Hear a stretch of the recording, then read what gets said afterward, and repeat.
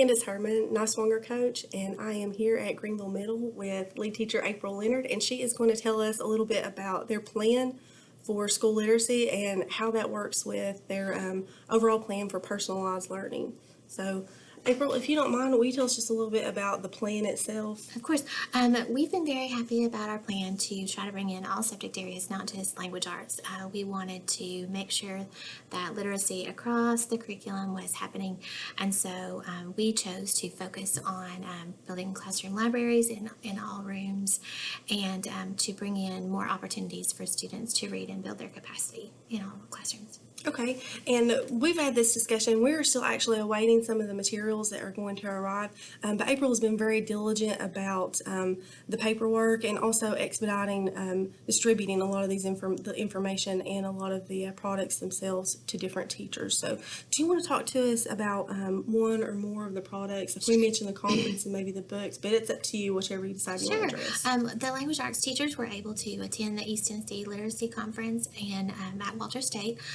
We really enjoyed the keynote speaker. We thought she was wonderful. We actually chose to include some of her books in our professional library that we're building. So we're excited to get those. We've also we're proud that we could allow our teachers to select books from that would support their subjects. We have a lot of different types of things coming in. We have books about math. We have books about science. We have a whole classroom set of Lincoln's Last Days that came in, and we're very excited about those. We're also really excited about the furniture that we will be getting. Well, we're going to get some motion chairs and some different things, and my kids know that they're coming in, so they're very excited to get them. Okay, and that may be something that we can revisit later once we've actually got the materials in hand. I did want to ask you, though, we had talked about this a little bit. As principals and other administrators are moving forward in designing their plans later, we're asking currently teachers and others to reflect upon some of the products that they've purchased. And you and I had a brief conversation about maybe the conference, and while there were definitely some beneficial things there, I know that the Saravallo book, that was one thing that we had looked at with the progression of the literacy skills. In retrospect, would you recommend that? Did you have any hesitations? I think that I would definitely want to investigate the breakout sessions a little bit more. They were a little bit too elementary for what we were looking at, but they did provide a good opportunity for us to think about things that we already do and to confirm some strategies that we already know work. Well said. As we're thinking about your plan, what we want to see achieved for personalized learning with our students, and then the materials, the products, and strategies that we're having, can you talk a little bit about the role of a coach? If other administrators, if we weren't necessarily certain, the parameters of that. So absolutely. Candace has been really great. She's curated some resources for us. She's put together a Schoology site for us. She's worked with some of our teachers on Actively Learn and introduced some new products to us that aren't necessarily a cost. So that's really great. She's offered to teach lessons for us. She's observed and found strengths and places that we can strengthen, and she's been a really big help to us. April has been wonderful. You are a very strong lead teacher, and I feel very blessed and fortunate to be able to work with you.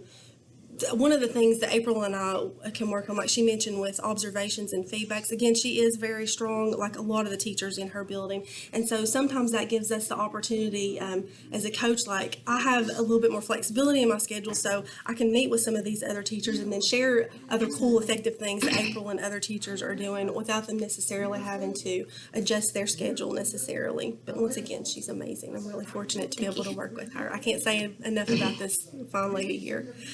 And then April, thank you for recapping those things for us. Maybe we can look kind of big picture at this. We've talked a little bit about personalized learning and what it looks like for what we hope it's going to look like for our kids, some of the things that we want to use in order to help that happen, how we can use personnel to support that. So maybe you can just summarize for us a little bit. What is our vision for GMS and personalized learning for our kids? Sure. We'd like to bring a little more choice into our daily activities with our kids. We were really impressed with the personalized, the learning paths that the Friday Institute taught us about in the summer. And so we'd like to get to a point where we could roll this out a little bit more widespread and maybe get some training on those for our teachers, because I think that's a small tweak that people could do it's not very difficult, and people could do it really easily for their kids, and it would make a difference. So I guess our vision is to just bring more choice.